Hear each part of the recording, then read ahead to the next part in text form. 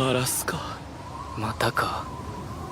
Berlanjut dari sebelumnya, sekarang Hapia dan Quenter kembali bertugas di Alaska. Di perjalanan mereka menemukan tumpukan rongsokan puing-puing bekas objek water slider. Sisa dari objek ini punya berat bertonton, sehingga sengaja ditinggalkan. Meski begitu, dengan ini divisi intelijen mampu menganalisa teknologi objek musuh, serta mengambil logam langkanya. Mundur ke beberapa waktu sebelum mereka terjun ke lapangan, Flora memberitahu lawan mereka kali ini adalah objek generasi kedua milik negara intelijen yang pernah bekerja sama dengan objek Baby Magnum di Oceania. Teknologi desain dan program digital dari puing-puing water slider di Alaska berisi tentang rahasia militer. Sebagai pemenang perang, kerajaan berdaulat berhak mengambil itu semua, tapi ada pihak lain yang menginginkannya. Berdasarkan laporan Intel, ada kelompok kecil dari negara intelijen datang ke tempat sisa objek water slider, mengambil fasilitas antena, lalu membawa teknologi itu ke negaranya, dan pasukan Flora mendapat perintah untuk menghancurkannya. Tentu saja negara intelijen tidak akan tinggal diam. Mereka mengirim objek keras guna mengawasinya. Senjata utama objek keras merupakan dua Gatling gun beruntun. Ujung tombak dari misi ini adalah objek Baby Magnum. Jadi para tentara hanya punya tugas untuk meledakkan beberapa titik saja. Menggunakan bom Hand Axe, mereka menutup 5 jalur alusista pasukan negara intelijen. Kalaupun menggunakan jalur lain, yang menanti mereka di sana hanyalah tumpukan rongsokan. Sistem penggerak objek keras adalah kombinasi dari sistem bantalan udara plus roda crawler, tidak seperti objek Baby Magnum yang dapat mengambang menggunakan elektrostatis, membuatnya dapat bergerak dengan leluasa di segala medan. Itulah alasan negara intelijen tidak langsung menyerang di area yang tertutup salju ini. Sudah saatnya bagi objek Baby Magnum bergerak. Dengan cepat Melinda menemukan musuh melalui radarnya. Sebelum dapat menembak, elit objek keras tiba-tiba menghubunginya. Monica sedikit memprovokasi Melinda dengan berkata jika dia siap menerima bendera putih darinya. Melinda sama sekali tidak berniat untuk menyerah menghadapi objek keras. Justru Melinda akan membuatnya hancur seperti yang terjadi pada objek water strider. Padahal Monica menantikan objek Baby Magnum mengibarkan bendera putih agar dia dapat membuat Quenter menjadi tawanannya. Mendengar hal itu, Melinda langsung menembak. Namun dengan sigap, tembakan yang tidak terukur itu bisa dihindari oleh objek keras. Monica yang tahu jika Melinda mudah terpancing bila menyangkut Quenter, terus-menerus memprovokasinya. Sembari tetap bermanuver, menembaki Melinda menggunakan Gatling gun. Di sisi Melinda, dia yang kehilangan fokus kesulitan menghadapi objek keras. Tak jauh dari lokasi pertempuran, ada Hapia dan Quenter yang sedang berlindung dari ganasnya pertarungan mereka. Senjata utama objek keras adalah 2 buah Gatling gun. Agar tidak terkena overheat, objek hanya bisa menembakkan peluru selama 30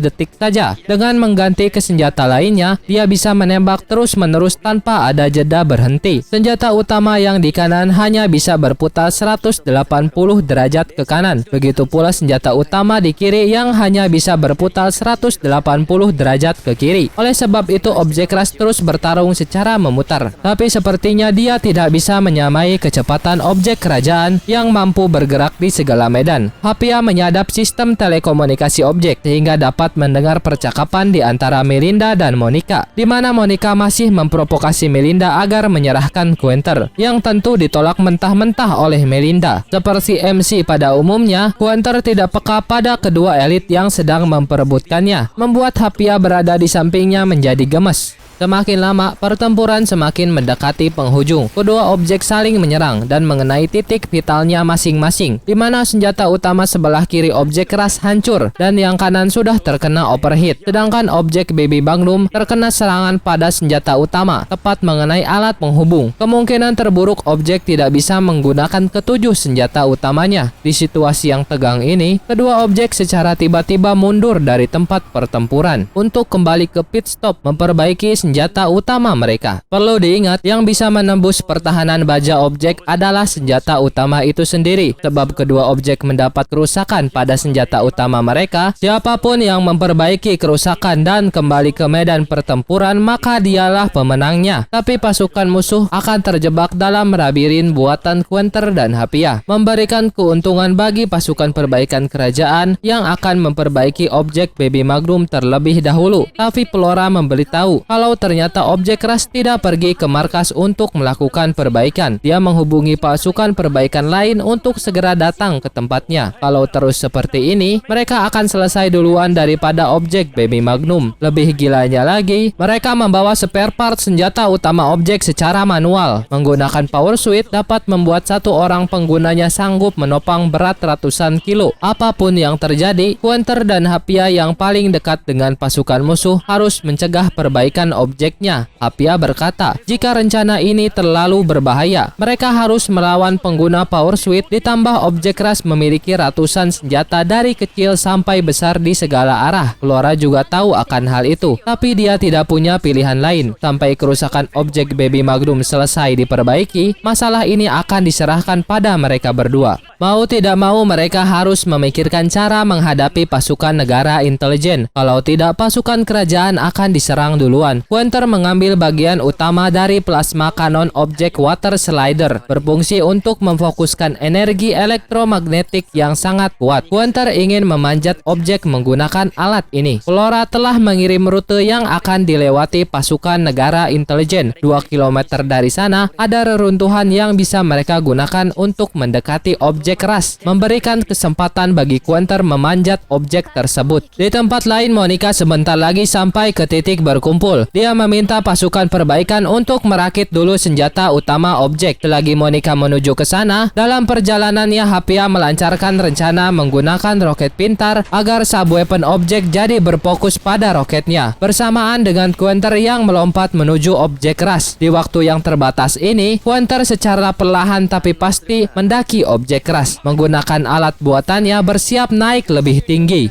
時間はねえぞ。急がねえと敵の部隊と合流しちまう。まずい。クエンさん。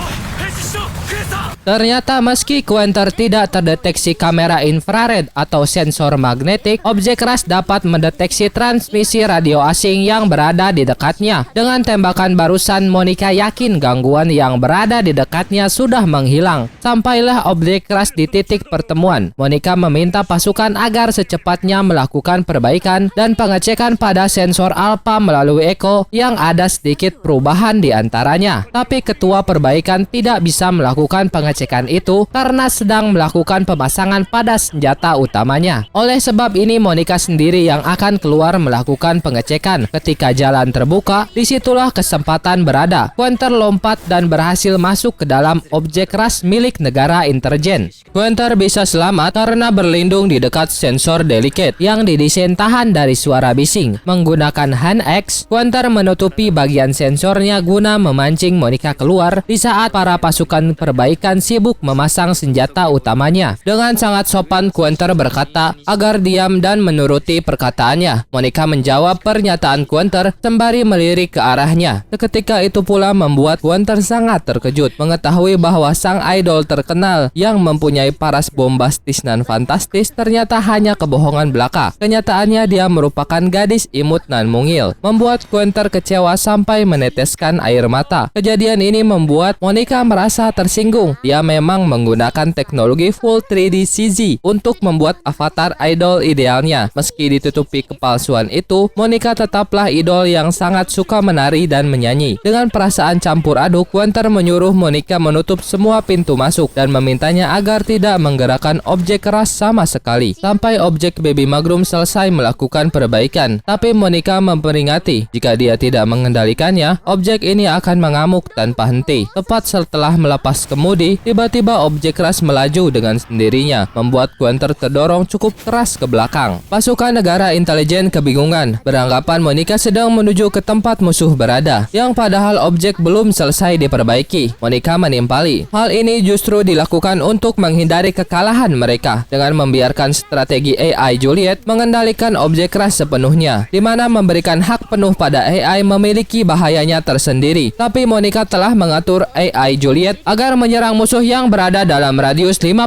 meter. Kerajaan berdaulat juga memiliki AI bernama Angelinalis, merupakan teknologi AI berbasis skeptis yang sedang dalam tahap pengembangan karena masih banyak bug seperti tidak stabil dan salah perhitungan. Angelinalis adalah dinding bagi strategi AI yang menjalankan objek. Pada objek keras juga memiliki fungsi strategi AI seperti itu. Bedanya Monica atau sang elit lah yang membetulkan error dan bug pada program ini. Dengan begitu mereka bisa saling menutupi kekurangan dan menciptakan AI dengan kecepatan proses yang tinggi. Karena itulah saat dilepas objek keras menjadi seperti mengamuk. Quenter semakin terombang-ambing terlempar ke sana kemari di dalam kokpit yang dikelilingi baja super keras. Sedangkan Monica duduk santai sembari menikmati minumannya. Menyadari Quenter sudah babak belur, Monica kembali mengambil alih kemudi, mendekati objek baby Magnum di markasnya. Mengetahui kedatangan musuh, Melinda segera bergerak dari sana. Kedua objek ini akan berhadapan lagi. Monica juga sudah melihat keberadaan Melinda yang hanya dapat menggunakan satu meriamnya saja. Monica menghubungi Melinda, berkata kalau dia akan memperlihatkan caranya bertempur seperti idol. Dengan lantunan musik khas idol, Monica akan bernyanyi sembari bertarung melawan objek baby Magnum. Quenter yang terduduk lemas di pojokan hanya bisa keheranan melihat kelakuan Monica. Pertempuran dibuka dengan serangan Monica menggunakan satu Gatling gun dibantu subweapon. Tidak tinggal diam, Melinda membalas serangan dengan satu senjata utama dibantu subweapon miliknya. Sedangkan Quenter yang berada di dalam objek keras semakin babak belur. Terbentur kerasnya dinding baja kesana kemari sesuai pergerakan objek. Melinda pun bertempur sambil terpaksa melihat konser tunggal Monica. Quenter pada akhirnya tergulai lemas tak lagi sanggup bergerak. Melinda yang melihat siaran Monica mendengar suara Quenter, membuatnya salah paham tentang keberadaannya di dalam objek keras. Melinda bertambah agresif melakukan penyerangan. Kemarahan Melinda semakin menjadi-jadi setelah melihat Quenter ada di posisi yang sus, bersiap menghancurkan objek keras bersamaan dengan Quenter di dalamnya. Quenter berusaha meyakinkan bahwa ini adalah kesalahpahaman, tapi bagaimanapun juga, dia yang berada dalam tekanan tinggi tidak bisa melakukan banyak hal. Namun dengan segala upaya, daya, dan doa, dia mendapatkan ide dengan berkata pada Melinda, di asrama pada ruang perbaikan ada cincin pertunangan. Kalau dia tidak selamat, Quenter meminta tolong agar cincin itu diberikan pada teman masa kecilnya Angelina Chan.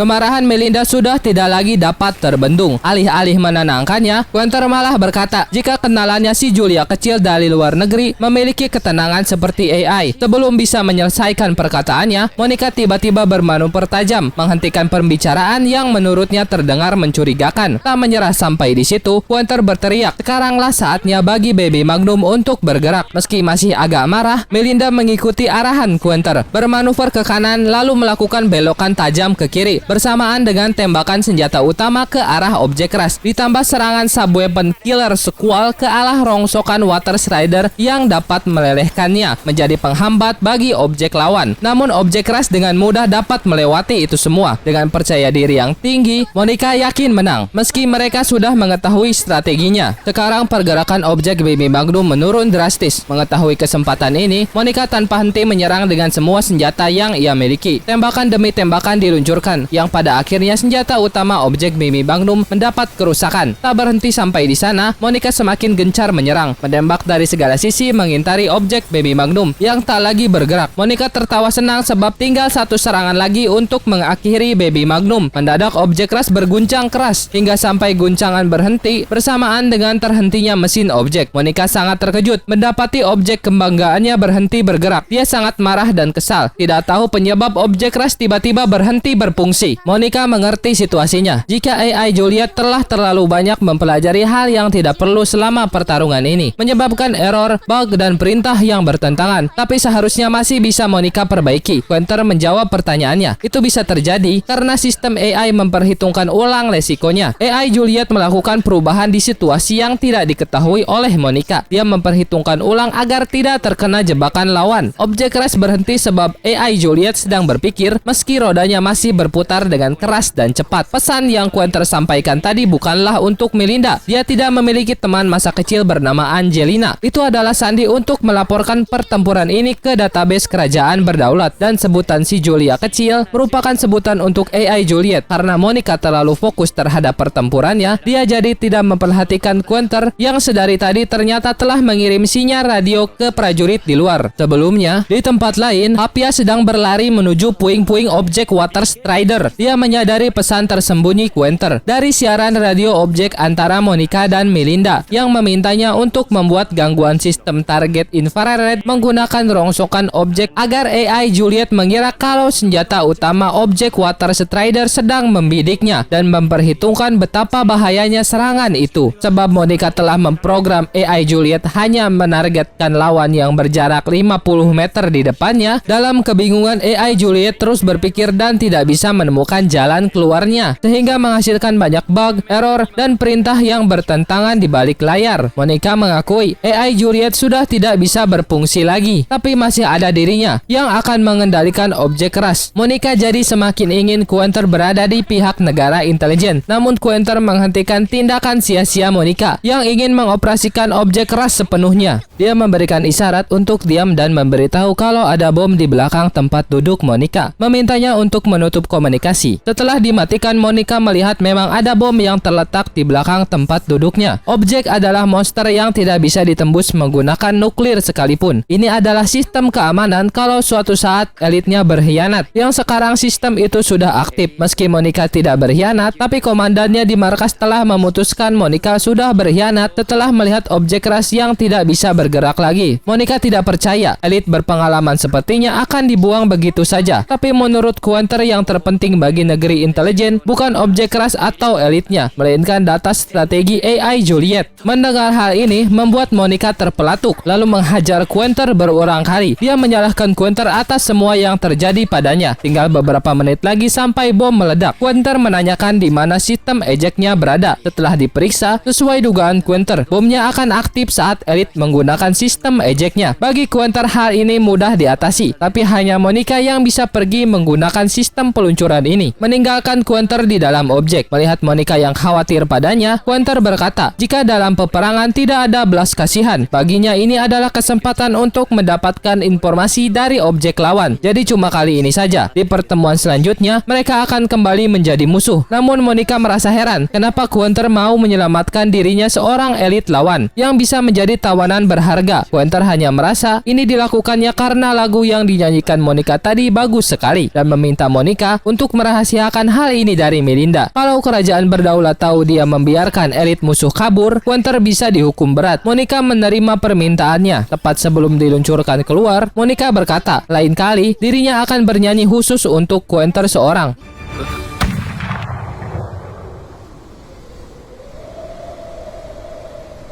Hapia menghubungi Quenter, menanyakan kalau sepertinya rencana Quenter sudah berhasil. Ternyata, sistem peledak yang ia maksud sebelumnya itu adalah bom bohongan buatan Quenter agar elit lawan mau pergi meninggalkan objek. Seperti perkataannya pada Monica, ini adalah peperangan, tidak ada belas kasihan. Quenter meminta Hapia agar jangan memberitahu kejadian ini pada Melinda atau Flora. Hapia tidak keberatan, tapi sepertinya Quenter berhutang permintaan maaf pada Melinda karena telah membuatnya marah. Berjalan sendirian di dalam hujan salju, Monica akhirnya bertemu dengan pasukan negara intelijen. Dia dihampiri komandannya Landy yang kelihatannya bersyukur Monica masih selamat dan berusaha menenangkannya setelah kehilangan objek keras dengan berkata, selama komand sistem strategi AI Juliet berada di tangan mereka, negara intelijen bisa mematikan AI Juliet dari jauh. Jadi meski objek keras mereka diambil, informasinya masih tetap aman. Terlebih jika mereka menggabungkan AI Juliet dan AI Romeo yang telah berhasil diselesaikan, negara intelijen dapat membuat objek baru lebih kuat dan lebih canggih. Sebelum bisa menyelesaikan perkataannya, Landy ditampar Monica dengan nada marah berkata, jika Landy melakukan hal ini lagi, Monica akan mengarahkan senjata utama objek ke markasnya, lalu pergi menuju kendaraan sembari berpikir kalau memiliki teknisi seperti Quenter akan terasa lebih aman dibanding prajurit profesional berpangkat tinggi, membuat Melinda semakin menginginkan Quenter. これではより欲しくなってしまいますわ。